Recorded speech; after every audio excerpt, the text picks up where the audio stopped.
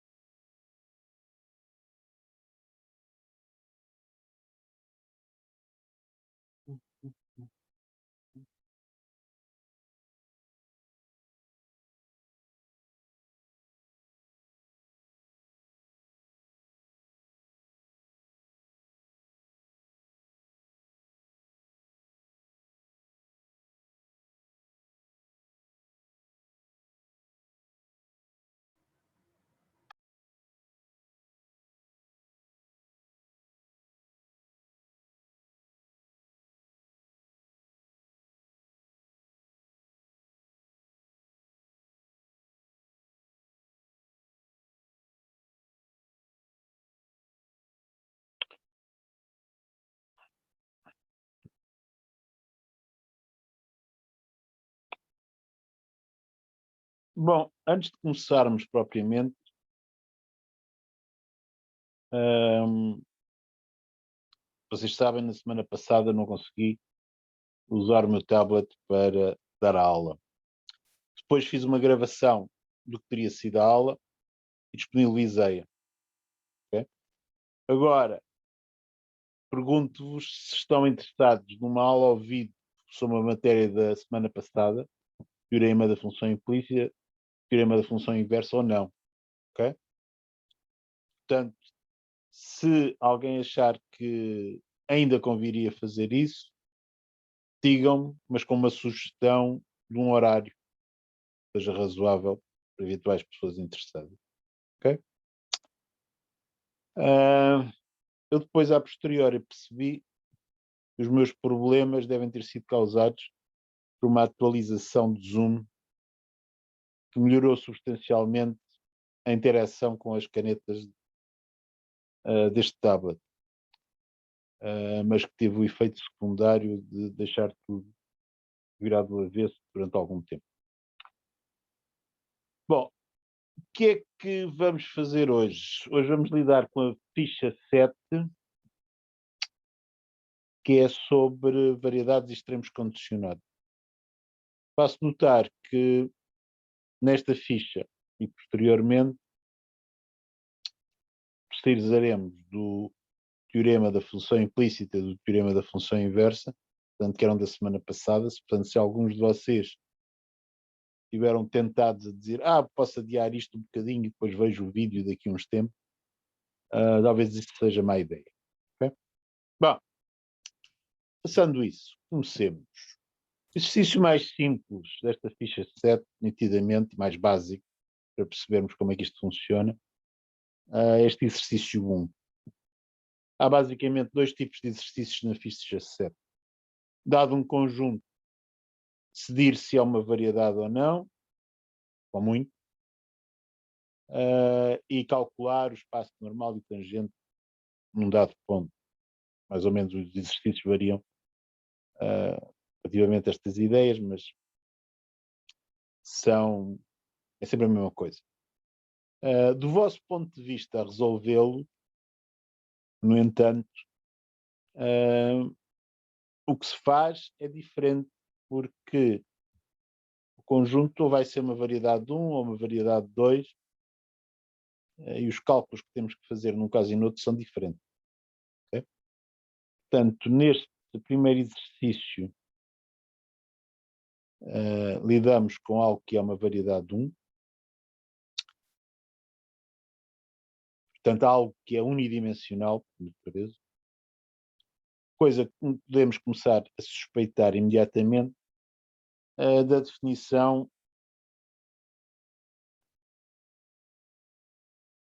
do conjunto.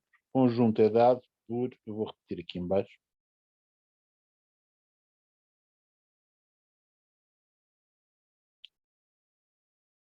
pontos que verificam, por um lado, z igual a raiz de x2 mais y2, e por outro também verificam que a mesma coisa é igual a 1 menos raiz de x2 mais 4y2. Ou seja, por um lado temos que verificar z igual a raiz de x2 mais y2. Neste momento de cálculo 2, vocês já sabem que isto é uma folha de Kohn. Okay? Portanto, são os pontos para z maior ou igual a 0. Acho que a distância ao eixo dos z é igual à cota. Portanto, isso é uma folha de Kohn. E, por outro lado, também temos que verificar algo que podemos escrever de várias maneiras. Podia ser raiz de x2 mais y2 igual a 1 menos raiz quadrada de x2 mais 4y2. Mas é mais simples considerar outra vez z igual a 1 menos raiz de x2 mais 4y2. Se não estivesse aquele 4 ali debaixo da raiz, ao pé do y quadrado, a equação também seria de um cone. Só que em vez de ter vértice na origem, teria vértice no eixo dos z's para z igual a 1. E seria uma folha de cone virada para baixo. Okay? Aliás, eu vou fazer um esboçozinho aqui.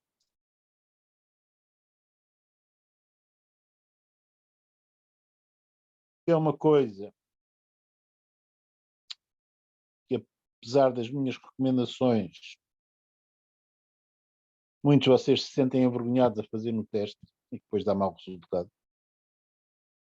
Eu estou a ver os testes de maneira que sei estatisticamente o que é que estou a falar. Vocês especificamente não sei, não é?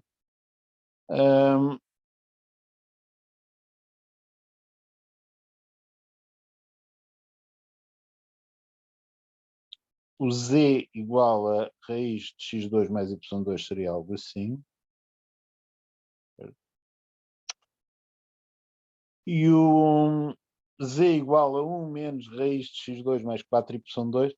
O efeito do 4 é rescalar o eixo dos y, certo? Vamos lá ver. Quando vocês têm x igual a 0 e z igual a 0, qual é o valor de y? É y igual a 1 meio ou menos 1 meio, não é? Portanto, o que eu faço é comprimir por um fator de 2 na direção dos eixos dos y, que seria um cone. Portanto, se fosse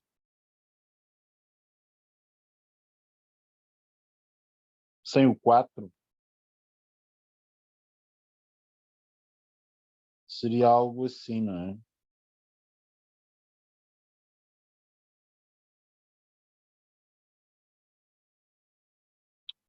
Com o z igual a 1 além. Mas com o 4, o que acontece é na direção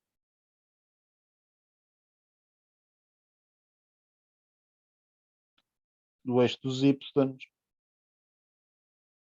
parece um bocado mais comprimido. E acabamos ficando com algo que também é um cone, mas um corte a z constante em vez de ser um círculo, é uma elipse. Okay? Nada disto é preciso para fazer o exercício, mas já é bom ter consciência de que é isto que está a acontecer. Claro está que as superfícies verde e vermelha vão se interceptar. Se fossem a vermelha e a azul, interceptavam-se numa circunferência, não é? Por um certo valor de z, para z igual a 1 meio. Mas com a verde e a vermelha é uma linha assim um bocadinho mais irregular, com certeza. A linha é essa que nós esperamos que seja uma variedade unidimensional. Portanto, o que é preciso fazer é verificar que se trata de uma variedade. Para isso, temos à nossa disposição várias maneiras de o fazer. Uma seria a definição de variedade, que foi feita à custa de representações paramétricas. As equações que nos dão não são equações paramétricas. Portanto, parece que isso talvez não seja a coisa mais óbvia de fazer. Pode ser com gráficos de funções. Okay? Ou seja, pôr uma variável, ou melhor, aqui como é unidimensional, teria que ser duas variáveis em função de uma outra. Bom, também não é uma coisa dessa. No entanto, o que nós temos é uma coisa do tipo de representação implícita, ou seja, é um conjunto de zeros de duas funções. Okay? De maneira que eu vou definir uma função cujos zeros é exatamente o conjunto D, e depois vou usar a caracterização de variedade usando representações implícitas para verificar que de facto é mesmo uma variedade. É a coisa mais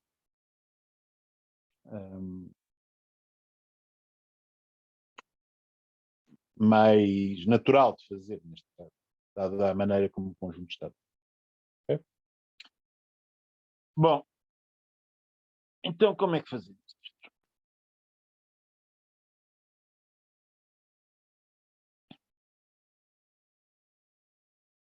Portanto, eu vou considerar, portanto, uma função com valores em R2 e definida em R3.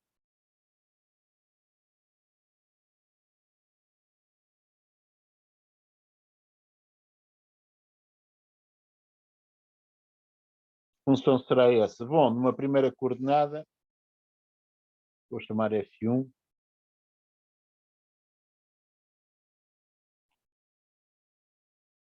Ponho o Z menos raiz de x2 mais y2. Segunda coordenada, vou chamar F2.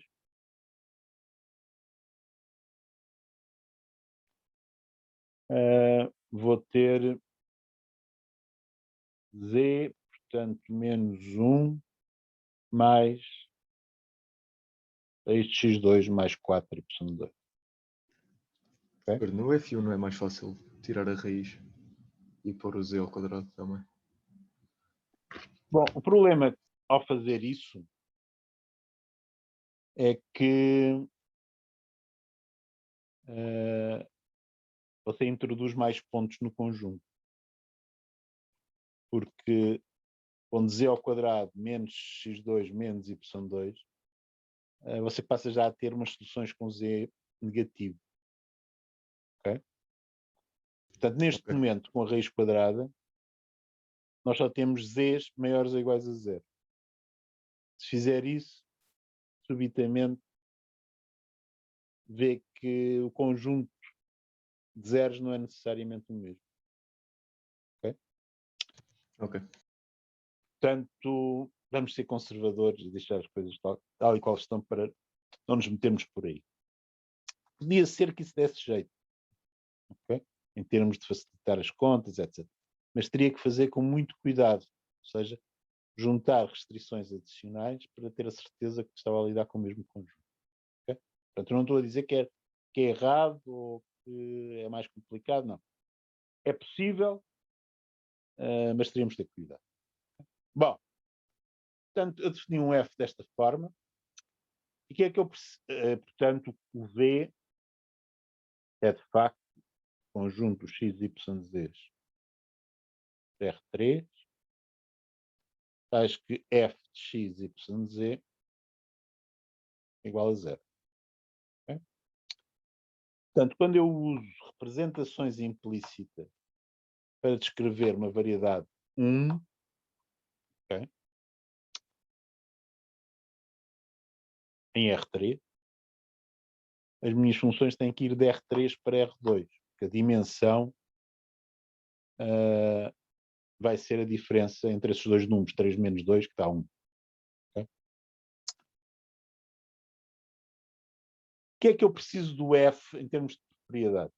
Uma propriedade básica é que eu preciso que o F seja de classe C1, um conjunto, um aberto que contenha os pontos de V. Não é? Ora, o F já agora, onde é que ele está definido? Através daquelas fórmulas. Está definido em todo o R3. Okay?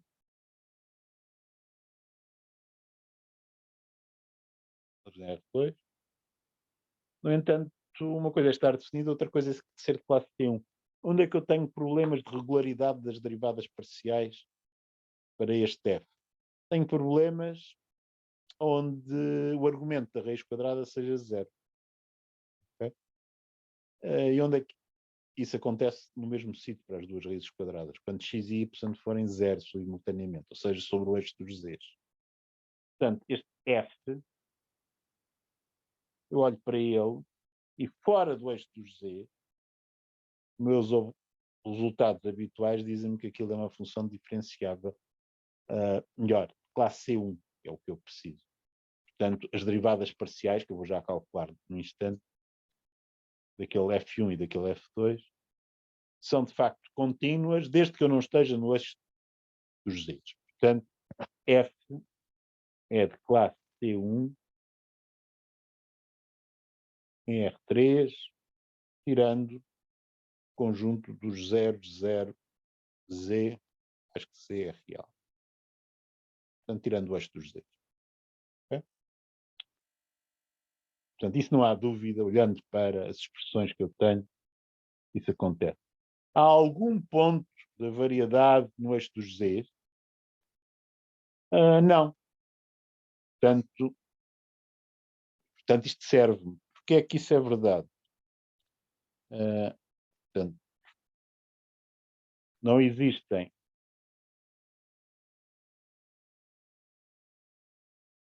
pontos da forma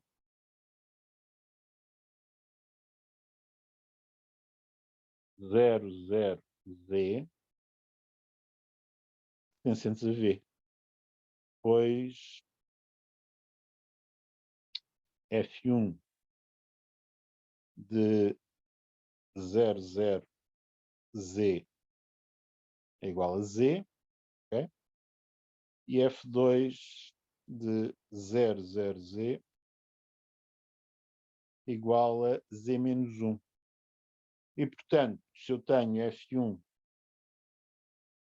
de 0, 0, Z igual a 0 e F2 de 0, 0, Z igual a 0, simultaneamente, então Z é igual a Z menos 1.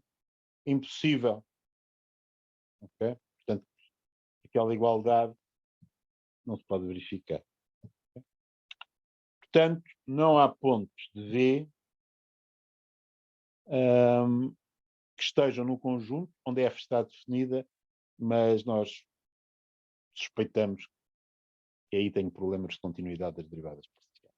Okay? Portanto, aquela primeira condição do F ser, do ponto de vista do cálculo diferencial, simpático, na definição de variedade, ou seja, ser de classe C1, pelo menos, verifica.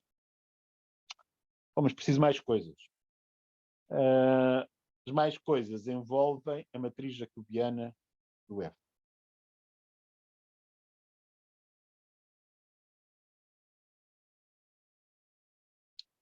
Como é que é a matriz jacobiana do F?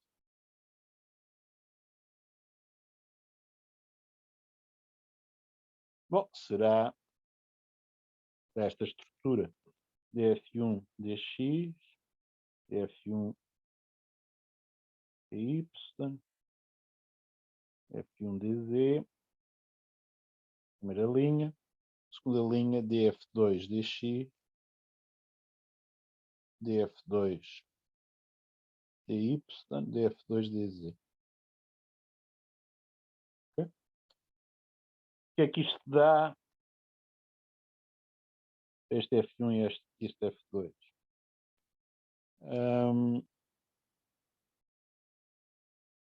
Portanto, na primeira linha tenho a menos raiz quadrada de x2 mais y2 derivada em ordem a x.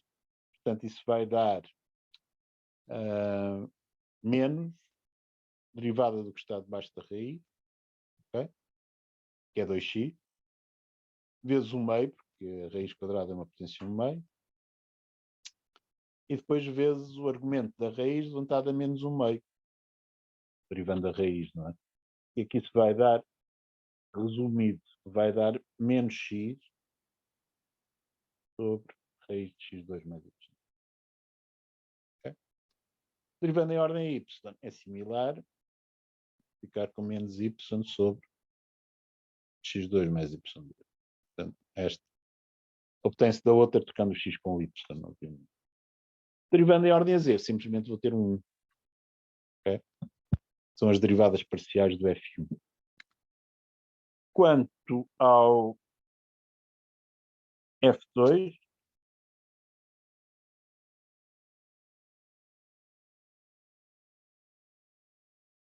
o F2 temos z menos 1 mais raiz quadrada de x2 mais 4y2.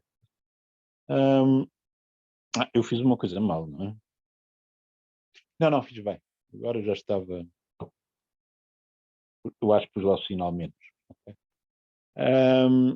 Portanto, agora a raiz quadrada tem um sinal positivo antes e está lá aquele 4 ao pé do y ao quadrado. Portanto, as contas são fáceis de fazer.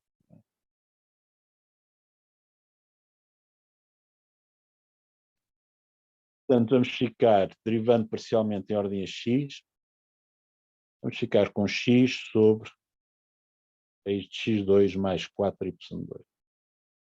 Okay? Derivando em ordem y, a derivada há uma diferença, não é? Portanto, vai ficar 4y, que vou ter a derivada. Não, estou a dizer mal. Né? Portanto, vou ter 2y, enfim, portanto, vai dar y sobre a derivada em ordem. A y vai ser 2 vezes 4 vezes y, depois multiplicando pelo 1/2, acaba por ficar com 4y. Okay? A dividir por raiz quadrada de x2 mais 4y. Okay? Finalmente, em ordem a z, vou ficar com 1 aqui. O que é que precisamos para, de facto, podermos garantir que temos uma variedade unidimensional? Precisamos garantir que a característica desta matriz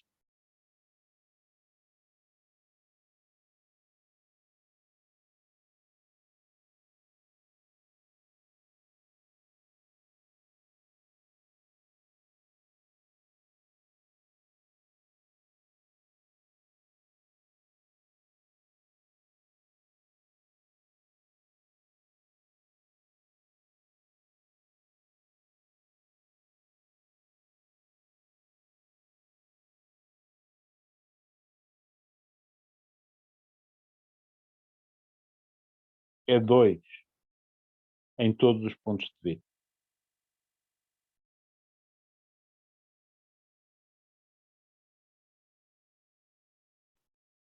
Isso, característica ser 2, quer dizer que o número de linhas ou colunas equivalente linearmente independentes é 2, o que por sua vez é equivalente à aplicação linear definida por esta matriz ser subjetiva. Ou seja, como esta aplicação linear definida por esta matriz vai de R3 para R2, o contradomínio é R2 dessa aplicação linear. O contradomínio ser dimensão 2 corresponde a ter característica 2, exatamente. Okay? Portanto,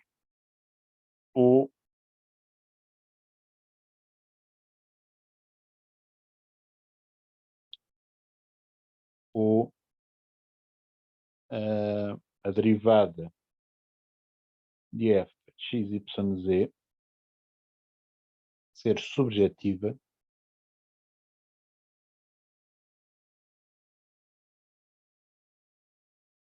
se x, y, z for um ponto da variedade. Ou seja, notem que é se o x, y, z estiver na variedade. Não é preciso que seja para todos os x, y, z. Não é preciso e geralmente não é verdade. Não é? Portanto, eu agora vou arranjar um método de álgebra linear que me permita dizer isto. Como é que eu faço isso? Bom, se eu considerar, para começar, a primeira e a segunda coluna daquela matriz,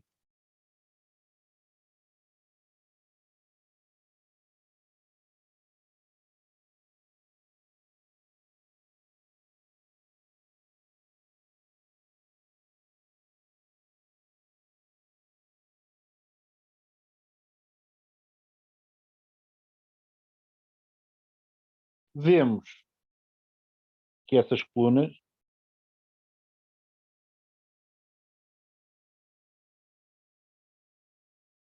são linearmente independentes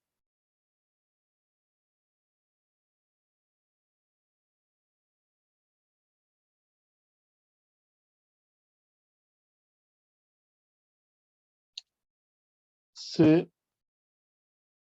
o determinante da submatriz jacobiana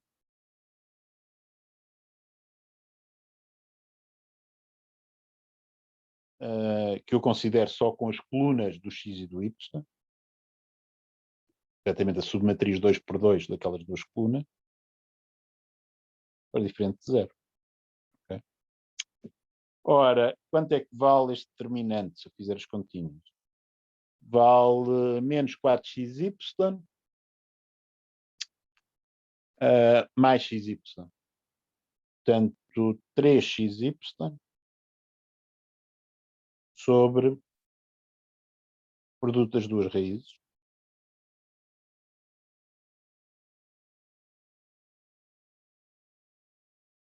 Okay? Ora bem, este determinante só é zero se ou x ou y for zero. Okay? Portanto, em todos os outros casos é diferente de zero. Portanto, eu só olhando para as duas primeiras colunas, eu já cheguei à conclusão que não me preciso preocupar se simultaneamente o x e o y forem não nulos. Se um deles for nulo, preciso de me preocupar, porque não chega a olhar para aquelas duas primeiras colunas. Portanto, vamos anotar isso. Portanto,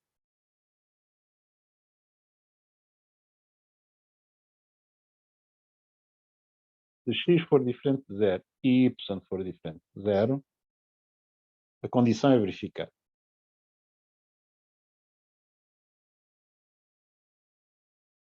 Portanto, pontos do conjunto V em que o x não seja zero e o y não seja zero, não me causam problemas. Se x for igual a zero, então a matriz jacobiana, como é que é?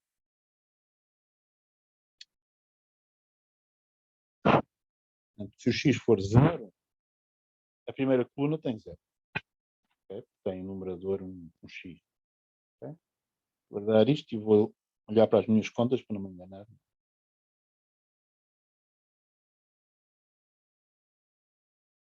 Depois, na segunda coluna, fico com menos y sobre o módulo de y, na primeira linha, e 4y sobre 2 módulo de y, na segunda linha. E depois os dois uns do outro lado. Ok? Portanto,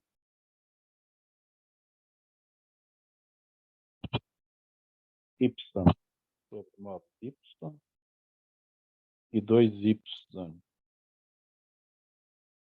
sobre 2y não. Também y módulo de y, não me enganei nas contas. Guardar isto. Vamos lá verificar.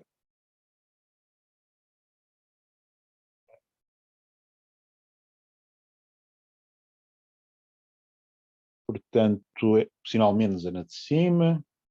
Nesta aqui, o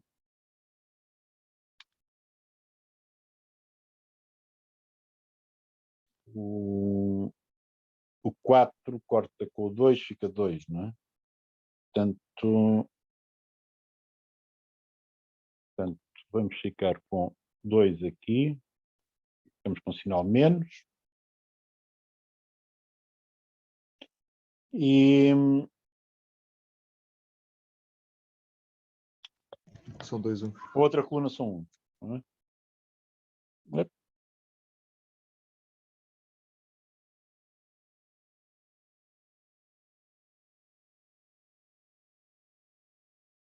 Okay?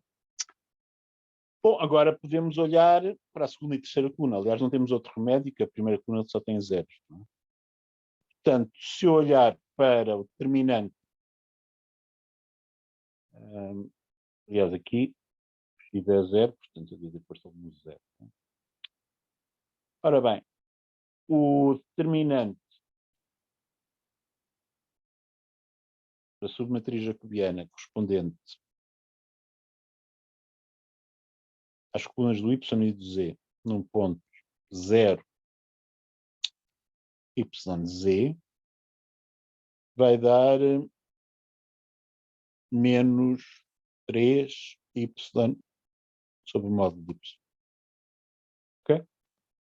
Que, se o y for diferente de 0, isto dá menos 3 ou 3. Não é? Okay?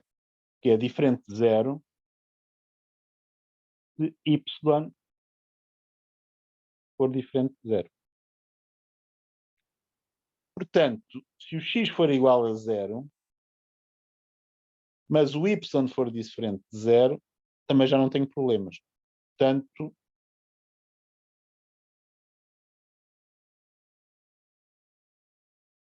se x for igual a 0 e y for diferente de 0, então a condição é verificada.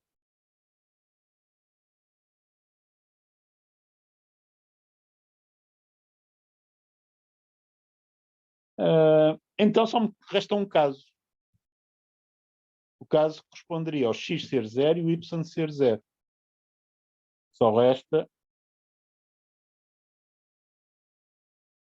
Professor, não é preciso verificar o caso em que y é igual a 0? É isso que eu estou a dizer. Portanto... sim, ok. Ok? Portanto...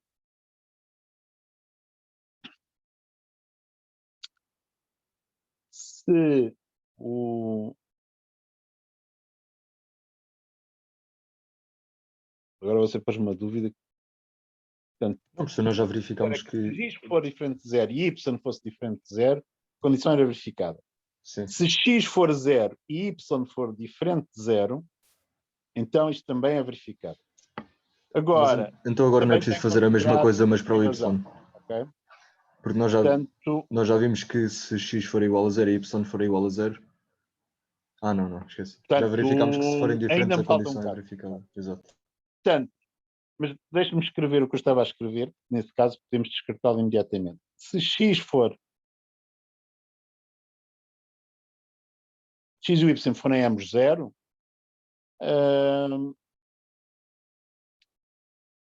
não há problemas. Pois já tínhamos visto que não havia pontos destes em V. Pois não há pontos 00Z pertencentes a V. Okay? Finalmente,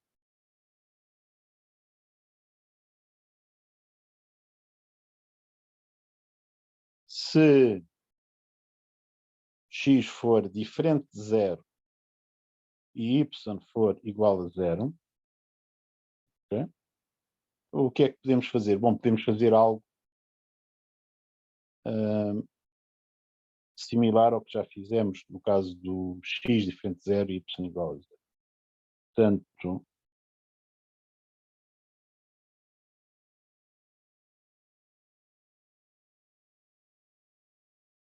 a cobiana num ponto x0, z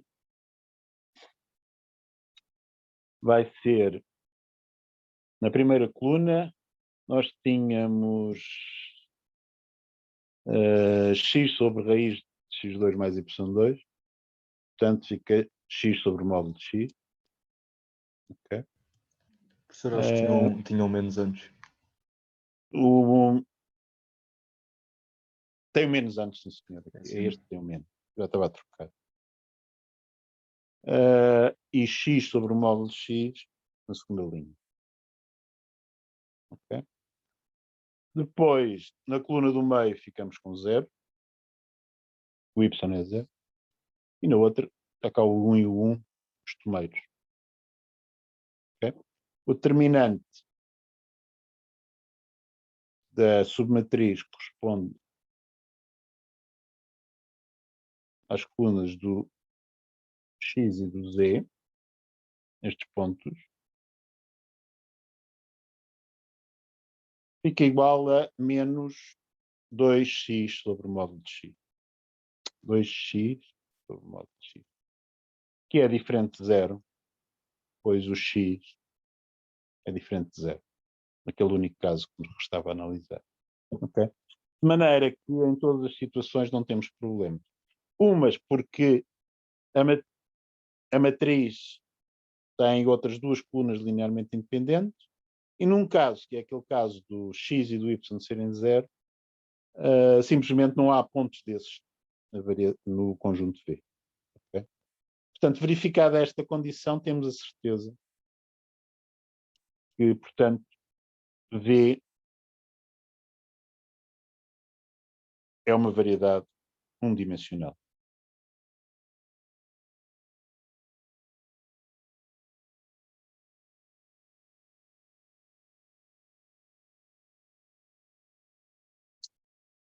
Falta-nos calcular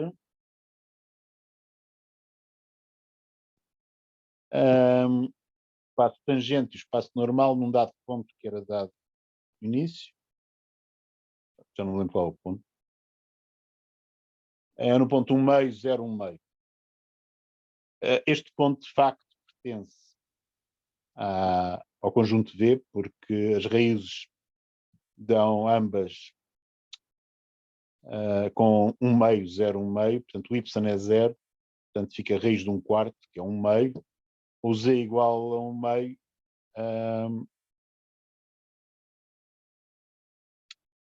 De facto, isto funciona, não é?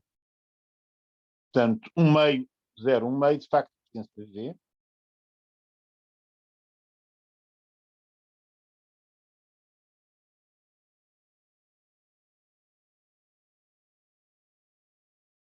Que o F anula-se neste ponto.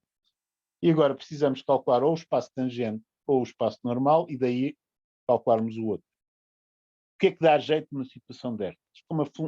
Como a variedade está descrita implicitamente, okay, o que dá jeito é calcularmos primeiro o espaço normal, porque nós sabemos arranjar uma base para o espaço normal quando temos uma representação implícita. Ou seja, como V está descrito implicitamente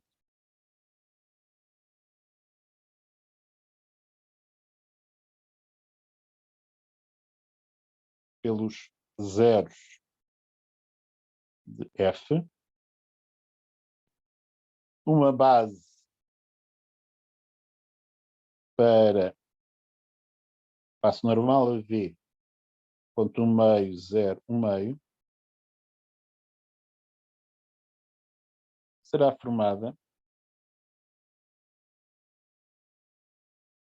por o gradiente de F1 naquele ponto e pelo gradiente de F2 naquele ponto.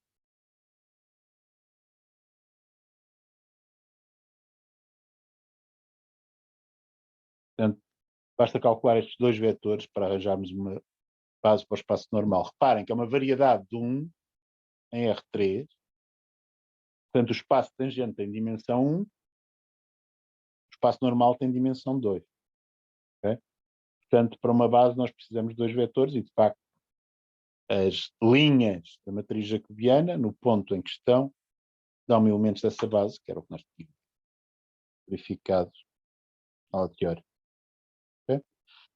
Portanto, se eu for à matriz jacobiana,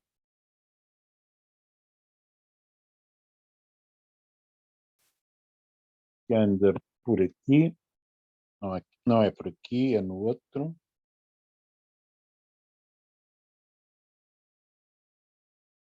Naquela, é aqui, está lá em cima. Se eu considerar 1 meio, 0, 1 meio, vamos ter, ora bem, menos 1 meio a dividir por 1 meio, que é menos 1. Portanto, na coluna do meio, como o y é 0, vamos ter 0. Na coluna direita temos 1, 0 que lá estava. E na coluna do lado esquerdo temos menos 1 em cima e um em baixo. Okay? Portanto,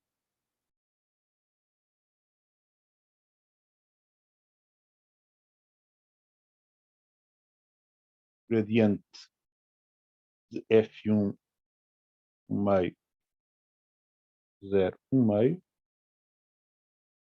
vai ser 1 0 1. O gradiente de F2 em 1 meio 0 1 meio vai ser menos 1 0 1. Então, de facto, os sinais não são ao contrário. Ou se eu estou a fazer confusão. Eu acho que é porque era o menos x sobre o módulo de x. É menos 1 pelo no sítio errado. Okay. Que é z menos a raiz quadrada no F1. Exatamente. Portanto, é menos 1, 0, 1 para o gradiente do F1 e 1, 0, 1 para o gradiente do F2, que são vetores linearmente independentes. Okay? Como é que eu poderia descrever o espaço normal de maneira mais explícita, sem dizer isto é uma base? Bom, é fácil, não é? Um bocadinho de álgebra linear. No espaço normal havia no ponto 1 meio, 0, 1 meio, será formado por todos os vetores da forma lambda 1 multiplicar por menos 1, 0, 1, mais lambda 2 a multiplicar por 1, 0, 1, com lambda 1 e lambda 2, dois números reais quaisquer. Ou seja, por todas as combinações lineares de elementos da base. Agora, espaço tangente. Okay? O espaço tangente vai ser formado por todos os vetores que são ortogonais a estes dois. Okay? Portanto, para x, y, z, ou alfa, beta, gama, vamos fazer alfa, beta, gama. Alfa, beta, gama pertencer ao espaço tangente, V no ponto 1 meio, 0, 1 meio, vai ser equivalente a dizer que, por um lado, alfa, beta, gama interno menos 1, 0, 1 tem que ser 0, e alfa, beta, gama interno 1, 0, 1 também tem que ser 0. O que é que isto dá? Bom, isto dá gama menos alfa igual a 0, portanto, gama igual a alfa, primeira equação. Na segunda, gama igual a menos alfa. Okay? De onde alfa e gama têm que ser 0. Okay?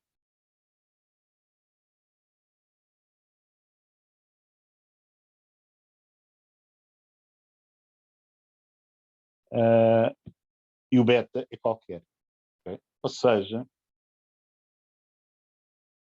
espaço não é normal, é tangente. Espaço tangente, V no ponto 1 meio, 0, 1 meio, a ser formado por todos os vetores da forma 0, gama, 0, com gama real. Okay? E está feito. No caso de a vossa variedade ser descrita parametricamente, esta não é a estratégia boa. Se for descrita parametricamente, o que dá jeito é terminar primeiro o espaço tangente, porque então são as colunas da matriz jacobiana da representação paramétrica que me dão uma base para o espaço tangente, e depois a partir daí calcular o complemento ortogonal, raciocínio parecido com este que está aqui. Ok? Para resolver um sistema linear. Bom, dúvidas sobre este exercício?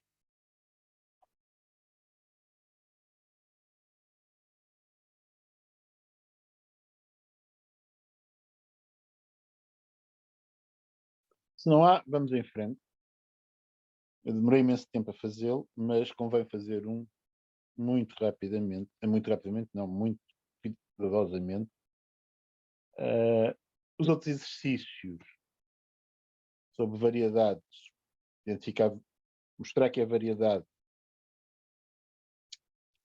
calcular espaço tangente, espaço normal, são relativamente parecidos, mas há alguns que têm complicações adicionais. Okay? Portanto, há uns quantos exercícios que vocês têm nesta ficha em que o conjunto que é dado não é uma variedade. Okay?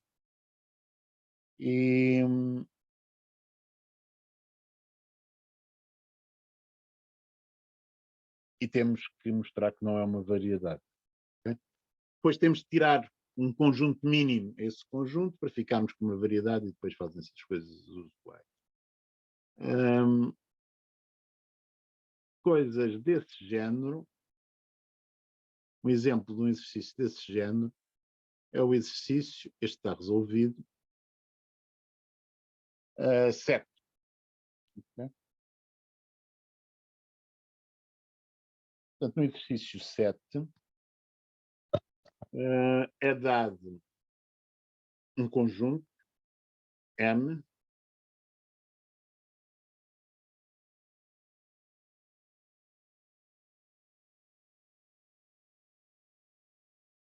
pontos verificando x2 mais y2 menos 1 vezes x2 mais z2 menos 1 é igual a 0.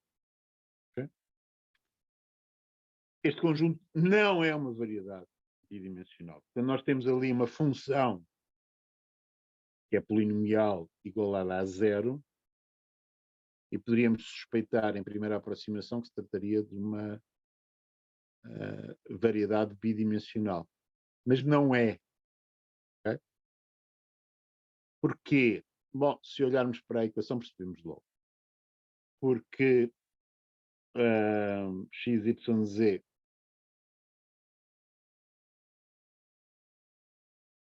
tem de ser EM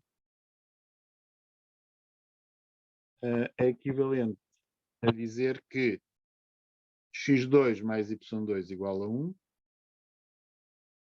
ou, não é I, é o x2 mais z2 igual a 1.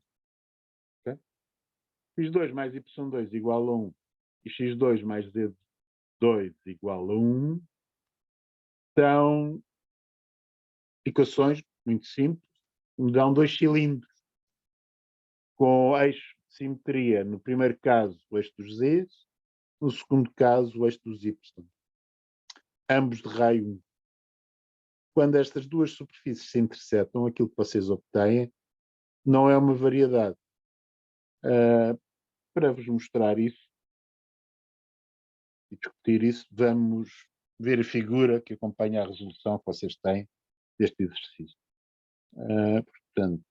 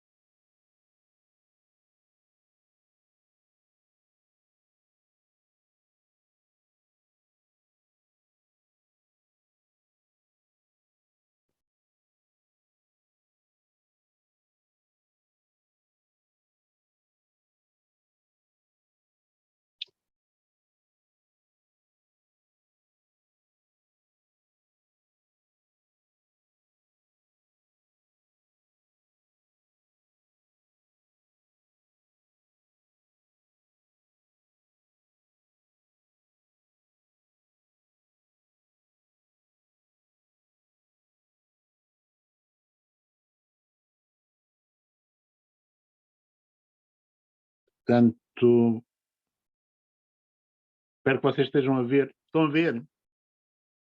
Não é este. Estou a ver a pergunta.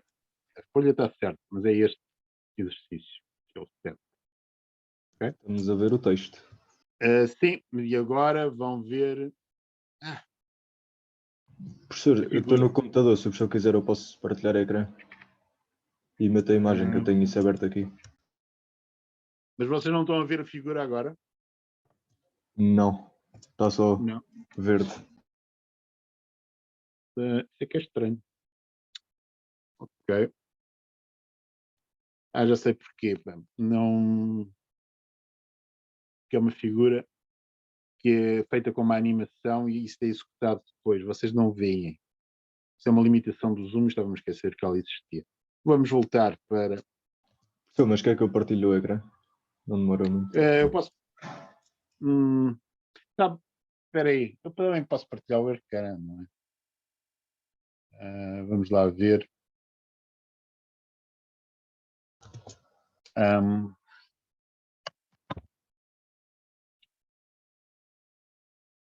Ligar o som.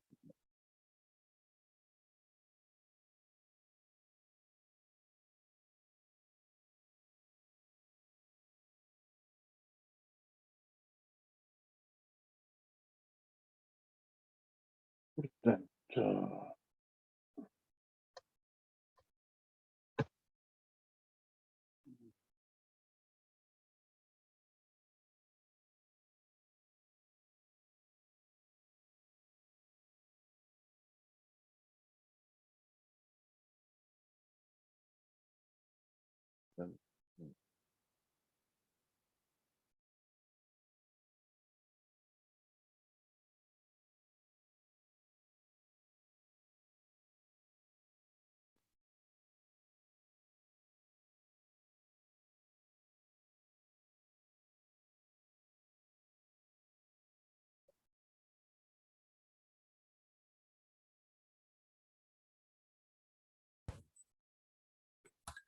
Ora bem, já estou aqui em duplicado.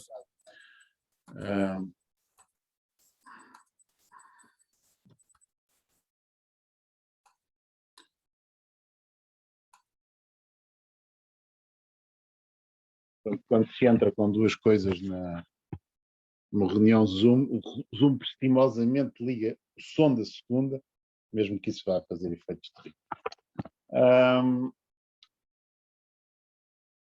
Pois bem.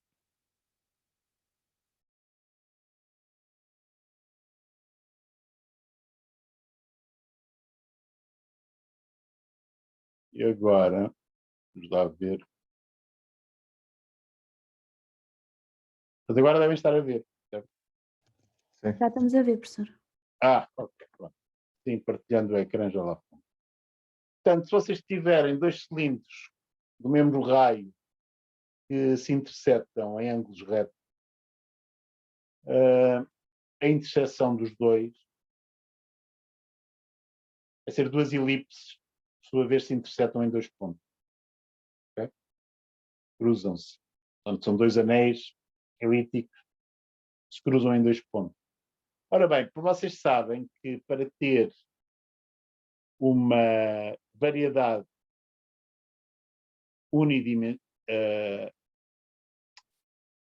uma variedade bidimensional, neste caso, okay? Perto de cada ponto da variedade, a variedade deve ter um aspecto de um gráfico de uma função. Ou seja, se vocês estiverem num ponto do cilindro azul, longe daquela interseção, vocês podem arranjar uma bola centrada nesse ponto e o que vem ali é uma casquinha, é um gráfico de uma função, ou z em função de x e de y, ou y em função de x e z, ou x em função de y e de z, conforme der jeito. Okay? Sabe-se da caracterização por representações explícitas que para uma variedade de 2 podemos fazer sempre isso. Ora bem, isso é impossível de fazer olhando para a figura que temos ali, para qualquer um dos pontos naquela interseção dos dois cilindros. Perto, qualquer que seja a bola que vocês considerem sentada num dos pontos da interseção dos dois cilindros, aquilo que vocês veem ali à volta não é o gráfico de uma função com as características pretendidas. Okay? Portanto, vocês têm duas superfícies que se estão a intersetar ali. Aquilo não é o gráfico de uma função da maneira que nós precisávamos. É uma função de um aberto de R2 para R. Okay? Portanto, este conjunto não é uma variedade de 8. Okay? Porque essa condição falha rotundamente, como estamos. No entanto, se por acaso nós pegarmos no conjunto que temos e tirarmos todos aqueles pontos da interseção, todos os outros pontos fora da interseção são perfeitamente aceitáveis. Portanto, se tirarmos a união dos dois cilindros, a sua interseção, aquilo com que ficamos, de facto, é uma variedade. Okay? Onde se podem fazer as coisas habituais. Porque em todos os outros pontos vocês conseguem arranjar uma bola centrada no ponto em que só veem ali perto pontos ou verdes ou azuis. Okay? Desde que o raio da bola seja suficientemente pequeno. Está bem? Isso para pontos que não estão na interseção. Portanto, se pegarmos na união dos dois cilindros, subtrairmos a interseção, ficamos, de facto, com uma variedade de 2. Depois é preciso provar que, de facto, isso funciona. Como é que isso se faz? Lidando com aquela equação original que tínhamos ou de outra maneira? Bom, é mais simples, em vez de lidar com e agora vamos voltar a ter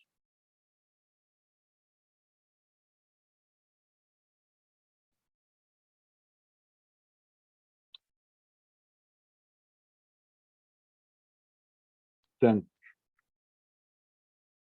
a condição que tínhamos originalmente para descrever o conjunto era o conjunto dos pontos que verificavam x2 mais y2 menos 1 vezes x2 mais z2 menos 1 igual a 0. Isto é de facto da forma f de x, y de z igual a 0. Mas se formos lidar com f igual a este lado esquerdo desta igualdade, só temos contas complicadas que nos interessam um pouco. Porque qualquer que seja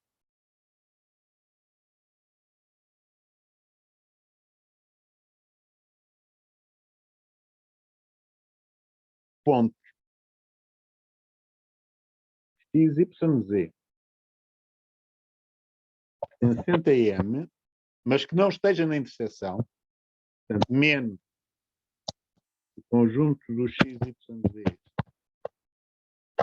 tais que x2 mais y2 é igual a 1 e x2 mais z2 é igual a 1. É a interseção. Portanto, se eu tirar o M a interseção, que é notação de teoria de conjuntos, posso escrever lá assim, qualquer que seja este ponto, existe uma bola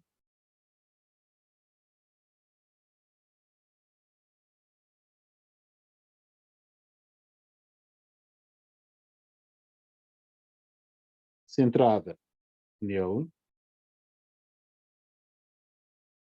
aonde os pontos de V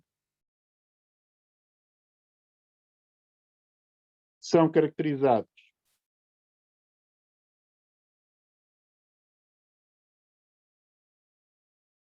por x2 mais y2 igual a 1. Ser ali aos pontos de quê? x2 mais z2 igual a 1. Pontos de M, okay, são caracterizados ou por estarmos no cilindro azul ou por estarmos no cilindro verde. Portanto, para cada ponto no conjunto M não seja da interseção, vocês podem arranjar ali uma bolinha, tal que os pontos que apanhamos do conjunto,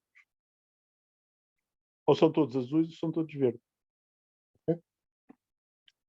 Bom, e agora mostrar que x2 mais y2 igual a 1 define estar naquelas condições da variedade 2 em R3 é fácil, não é? Portanto, para uns pontos temos uma representação implícita da forma f de x, y de z igual a 1 com f de x, y de z igual a x2 mais y2.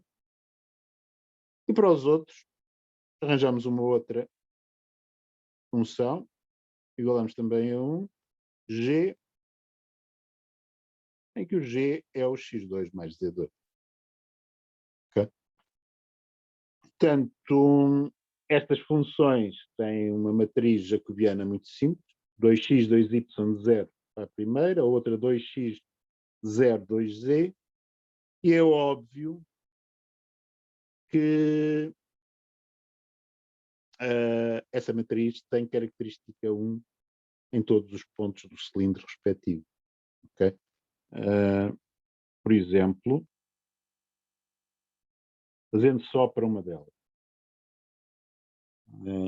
Portanto, nos pontos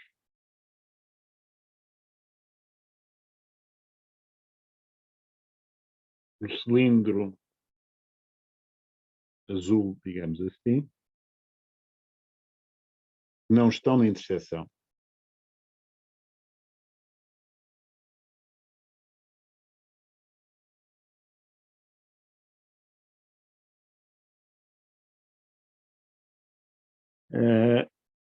Vocês têm que olhar para uma matriz que tem 2x, 2y, 0. Okay? Portanto, querem provar aqui todos os pontos desse cilindro, característica 1.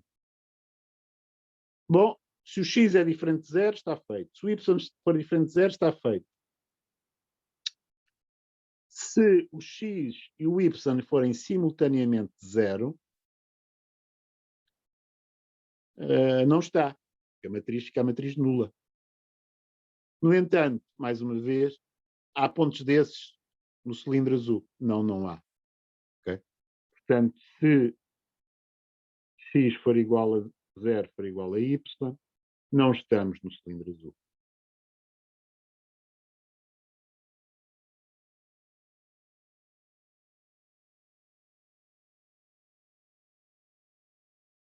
De maneira que a matriz jacobiana desta representação implícita, o x2 mais y2 igual a 1, verifica aquelas condições habituais. Fazer isto é mais simples do que estar a tentar lidar com o produto dos dois fatores, etc. Consegue-se, mas assim é mais rápido e é mais simples. Okay? Portanto, sobre este tipo de exercício, esta é a observação importante. Outro do mesmo género, deixa-me cá ver se eu localizo também.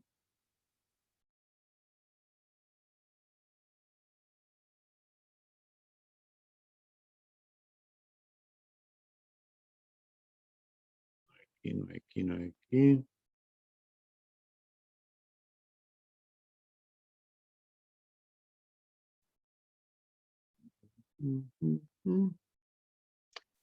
É o exercício 5. O exercício 5 é-vos dado um conjunto M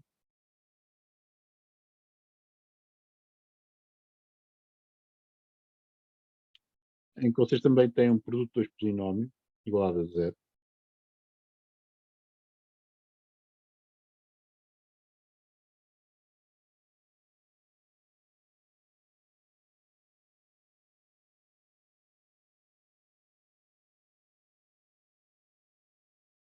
Coisa deste género. Bom, Z igual a x2 mais y2 representa um paraboloide, um eixo de simetria ou eixo dos Z. O outro fator igualado a 0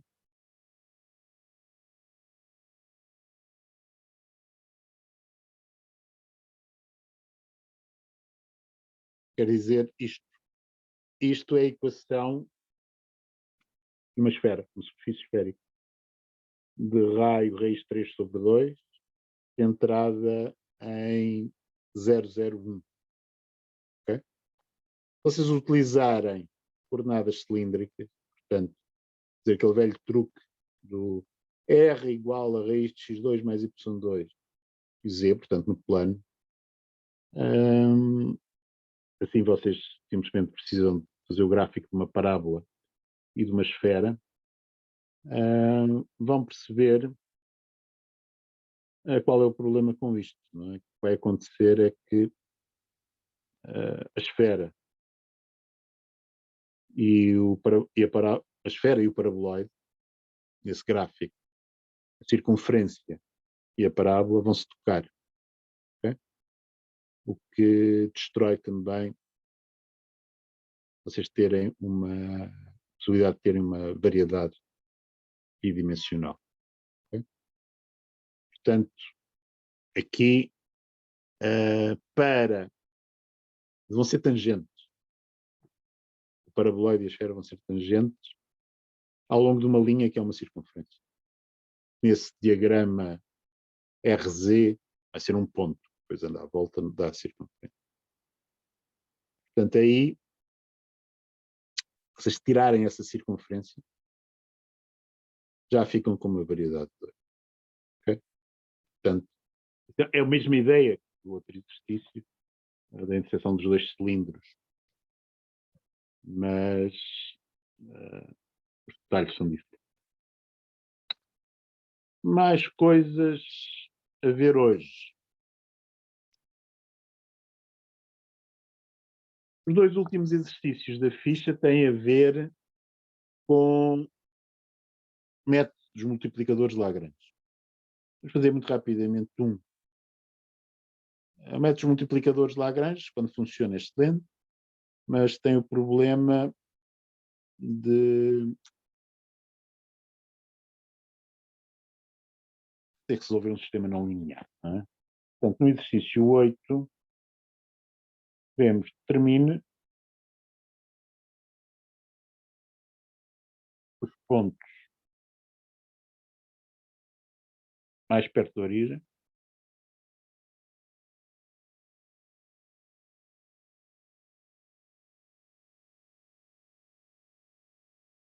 na superfície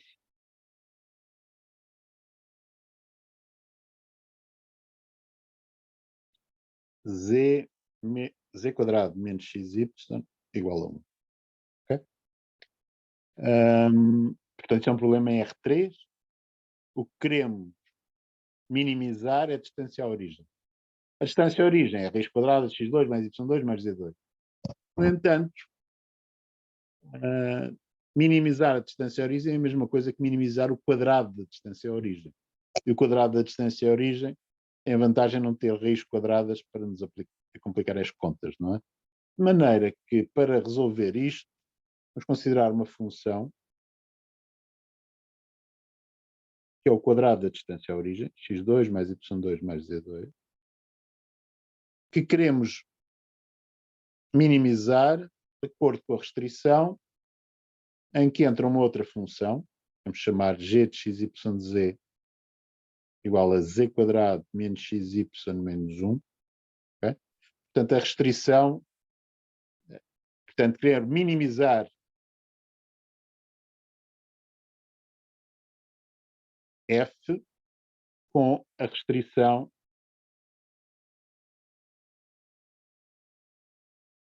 g igual a 0. Okay? Essa restrição, z quadrado menos xy menos 1 igual a 0, define uma variedade bidimensional. Okay? Pelo menos localmente define uma variedade bidimensional. De maneira que a maneira de resolver isto é o método dos multiplicadores de Lagrange, que, neste caso particular, com estas dimensões, vai corresponder a considerar o seguinte sistema. Sistema que se constrói da seguinte maneira, vou ensinar-vos a maneira prática de construir o sistema. Aqui, o sistema de Euler-Lagrange quer dizer que o gradiente da função a minimizar ou a maximizar está no espaço normal da variedade definida pela restrição. Okay? Aqui a restrição define uma variedade bidimensional em R3. Portanto, tem um espaço normal de dimensão 1. Okay? Portanto, o sistema de Euler-Lagrange, neste caso, vai ser simplesmente o gradiente do f igual a um múltiplo de um vetor que forma uma base do espaço normal definido pela restrição. Ora, essa base é formada pelo gradiente do G, não é? Portanto, nós vamos querer satisfazer gradiente de f igual a lambda gradiente de G para um certo lambda, mas temos que fazer isto no conjunto de pontos que verificam a restrição. Okay? Portanto, isto é o sistema de Euler-Lagrange neste caso. Okay? O que é que isto vai dar?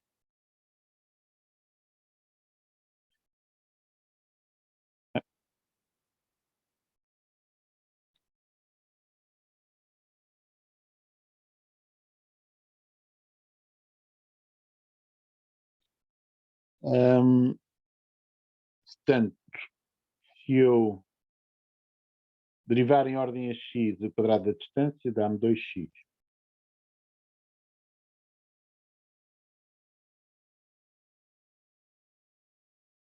Depois somar lambda vezes a derivada em ordem a x da restrição vai dar menos y.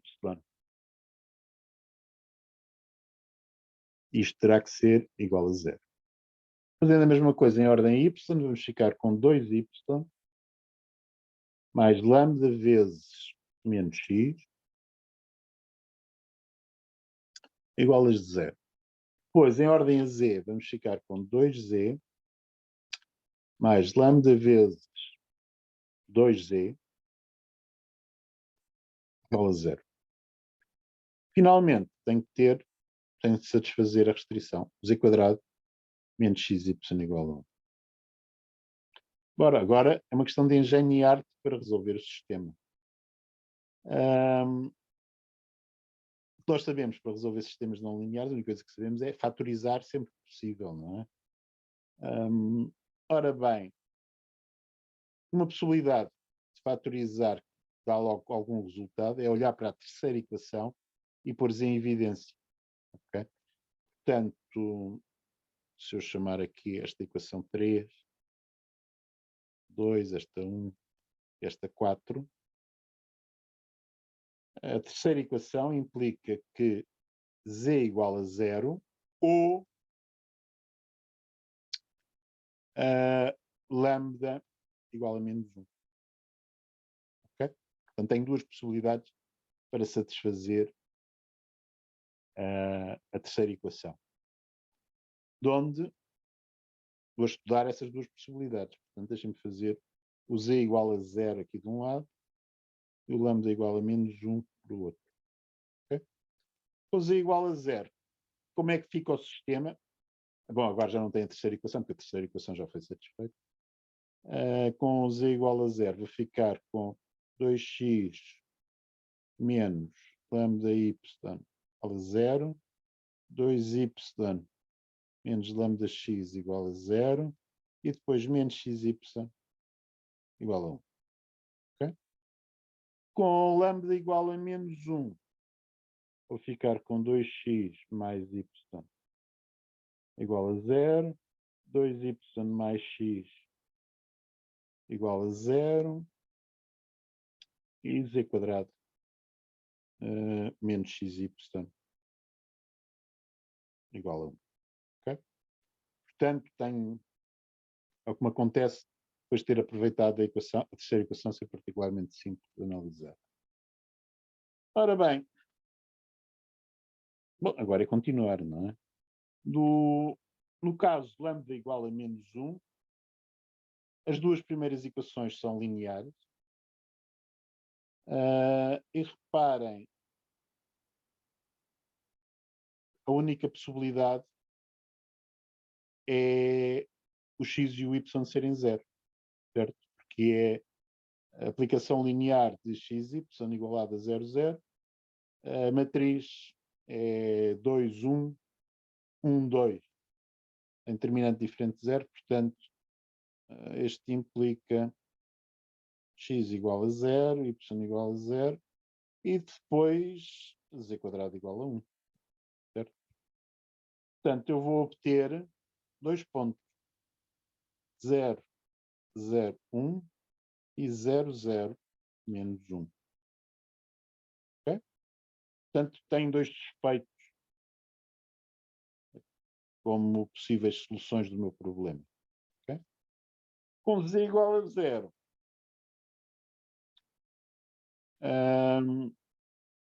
se eu pegar aqui na terceira equação, menos xy igual a 1, disser, bom, nem x nem y podem ser 0 por causa desta equação, não é? Portanto, y é igual a menos 1 sobre x.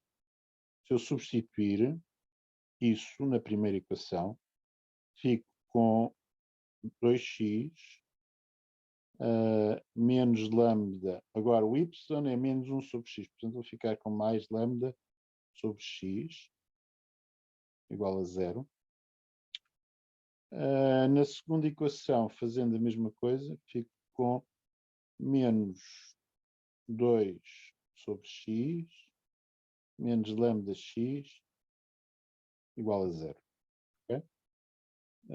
Portanto, aqui só tenho x e lambdas. Portanto, temos duas equações e duas incógnitas. Ora bem,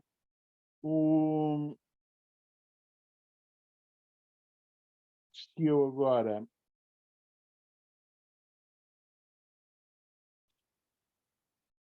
multiplicar, vamos lá ver, bom, se resolver em ordem lambda, mais simples. Okay? Portanto, se na primeira equação resolver em ordem lambda, fico com lambda igual a menos 2x quadrado. Okay? E, portanto, vamos ficar na segunda equação com menos 2 sobre x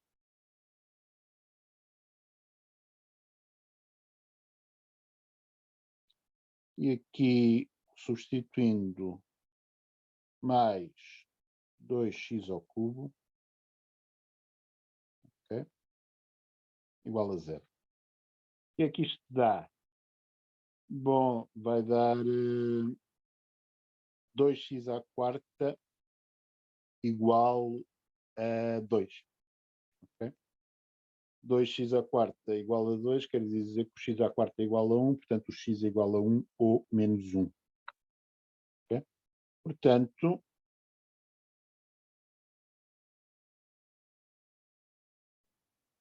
obtivemos x igual a 1 ou x igual a menos 1. Vamos a ver quais são os valores de y correspondentes. Portanto, os y correspondentes, olhando para aqui para a terceira equação, neste caso z igual a 0, y é igual a menos 1 sobre x, portanto, se o x for 1 ou menos 1, vamos obter os valores simétricos, não é? De maneira que eu obtive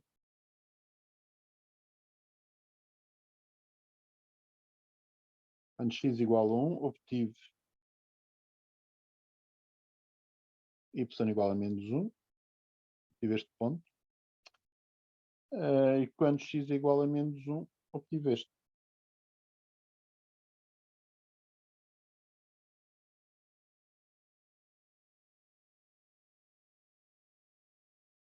Já cá tinha outros dois pontos, do outro caso, que são o 0,01 e o 0,0 menos 1. Okay? Repara que é óbvio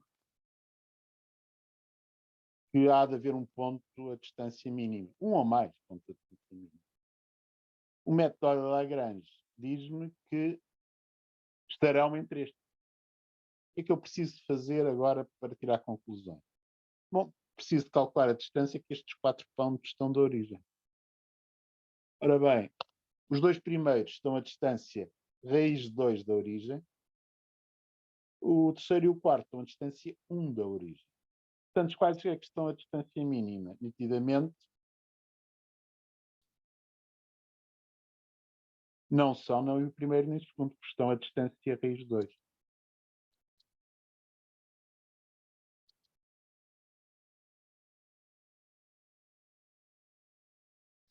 Estes estão a distância 1.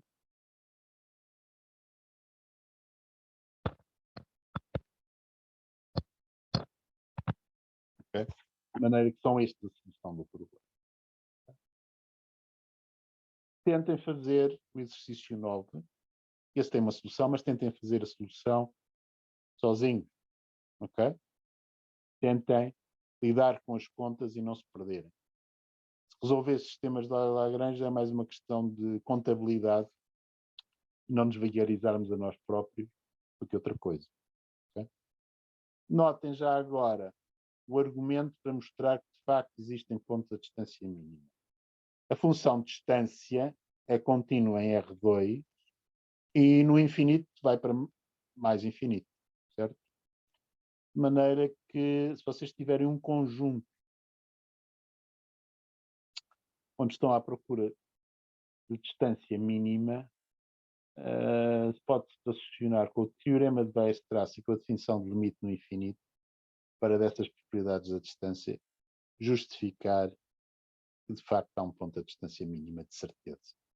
Okay?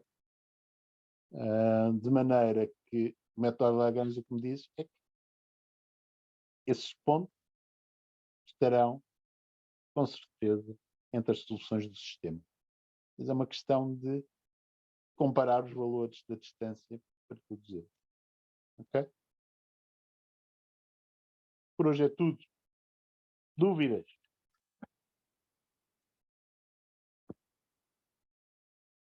Ainda está aí alguém? Podia voltar Como? ao início da, podia voltar ao início da pergunta 8. Desta pergunta aqui. Pergunta 8, sim.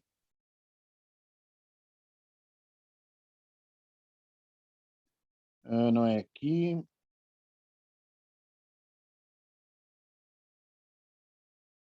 Aqui, sim. Sim, eu não percebi muito bem porque é que estamos a minimizar F com aquela restrição. Que é esse o problema, não é? Portanto, nós queremos pontos mais perto da origem, dos pontos a que a distância à origem, que é isto, é mais pequeno. Mas minimizar a distância à origem é a mesma coisa que minimizar o quadrado da distância. Você também pode fazer as contas com a distância mesmo. Mas dá mais trabalho porque aparecem raízes quadradas por todos os lados. Okay? Portanto, eu vou ver. Portanto, isto é um problema de extremos condicionados. Portanto, vou ver onde é que F tem um mínimo no conjunto dos pontos onde o G é igual a 0. Isso é um problema de extremos condicionados. Se o G for suficientemente decente para que o conjunto dos seus zeros seja localmente, pelo menos,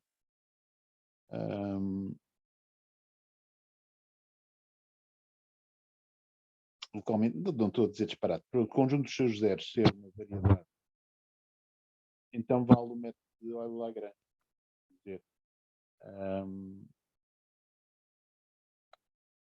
O gradiente do F tem que ser um elemento do espaço normal, essa variedade. Essa variedade, como é um elemento do espaço normal, uma base do espaço normal é formada pelos gradientes das coordenadas do G. Aqui só tem uma coordenada do G, porque o G é real. É o z quadrado menos xy menos 1, não é? É uma função única. De maneira que tem dimensão 1. Portanto, o gradiente do F terá que ser proporcional ao gradiente do G. Okay? Que é parte do sistema de Lagrange. Outra parte do sistema Laura-Lagrange é afirmarmos de novo a restrição. Temos que procurar soluções desse sistema e de certeza que essas soluções são pontos de extremo. De facto, pela mesma razão que quando estudamos extremos não condicionados, portanto extremos em pontos interiores, olhávamos para o sistema de estacionariedade. Temos aqui o sistema Lagrange, no fundo, é uma generalização do sistema de estacionariedade para extremos em pontos interiores. Nesses pontos o gradiente tinha que ser igual a 0, se tivéssemos um extremo num ponto interior. Agora, quando temos um extremo num ponto de uma variedade de certa dimensão, okay, o que descobrimos, vimos na aula teórica, simplesmente passando uma linha pelo ponto extremo e fazendo umas continhas, é que o gradiente da função que estamos a minimizar tem que estar no espaço normal da variedade. No espaço normal da variedade, sabemos determinar uma base para ele e portanto, escrever essa condição mais a condição original de restrição dá-me o sistema de Lagrange. É por isso. Ok, obrigado, professor. Totalmente a sua pergunta. Eu acho que sim. Eu não estava a perceber muito bem aquela parte dos gradientes, mas o professor, entretanto, já explicou isso. Sim, também. Mas isso já vem da aula teórica, não é? Sim, exato. Até que foi um bocadinho pequenino da aula teórica. Mas, tal e qual como para o sistema de estacionariedade para pontos interiores, nós olhávamos para retas passando pelo ponto. O que nós fazemos para justificar o método de Lagrange não é muito mais complicado do que passar um caminho pelo ponto mínimo, mantendo o caminho dentro da variedade. Mas quando derivamos em ordem ao parâmetro, nós descobrimos uma certa relação que me diz, o gradiente deste tem que estar no espaço normal. E é daí que vem o sistema. Mas se você olhar para o espaço normal sem conhecer este raciocínio antes, acha que é uma coisa estranhíssima. Andámos a resolver um sistema com mais variáveis do que aquelas que tínhamos originalmente, juntamos os multiplicadores. Mas os multiplicadores são simplesmente os coeficientes que nós precisamos para fazer uma combinação linear dos elementos da base do espaço normal. Okay? Claro está que depois, quando resolvermos o sistema, muitas vezes nem sequer olhamos para o valor dos multiplicadores. Okay? Aqui eu não tenho considerações especiais acerca dos lambdas. Houve uma situação quando comecei, primeiro, ou lambda é isto ou z é aquilo. Okay? E nunca mais falei nos lambda.